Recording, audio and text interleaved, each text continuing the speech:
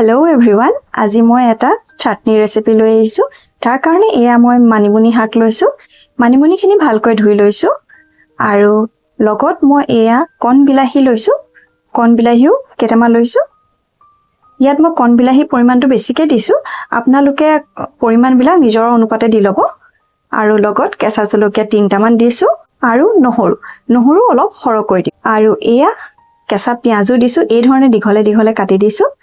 আৰু লগত এয়া মই কেঁচা মিঠাতেল দিছো। অলপমান নিমখ দি লৈছো। এতিয়া এইখিনি ধুনীয়াকৈ পেক কৰি লম। এয়া মই ফয়েল পেপাৰত পেক কৰিছো। আপোনালোকৰ ওচৰত যদি কলপাত আছে তেনেহলে কলপাততে মেৰিয়াই ল'ব। বৰ্তমান মোৰ ওচৰত কলপাত নাছিলে, সেইকাৰণে মই ফয়েল পেপাৰতে পেক কৰি লৈছো। আৰু ফয়েল পেপাৰো আপোনালোকে 2-3খন লেয়াৰ দিব। আৰু এয়া চক আমাৰ হলে এইটো বনাওতে বৰ বেছি সময় নালাগে, যিহেতু পাত আৰু বিলাহীহে, সেইকাৰণে সোনকালে হৈ যায়।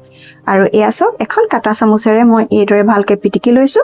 আৰু আমাৰ মানিমুনি চাটনি ৰেডি। ৰেচিপিটো যদি ভাল পালে তেনেহলে এটা লাইক দি দিব। লগতে মোৰ চেনেলটো সাবস্ক্ৰাইব কৰি ল'ব, পাকঘৰ এণ্ড লাইফষ্টাইল। আৰু কমেন্ট কৰিও জনাবলৈ নাপাহৰিব। Thank U.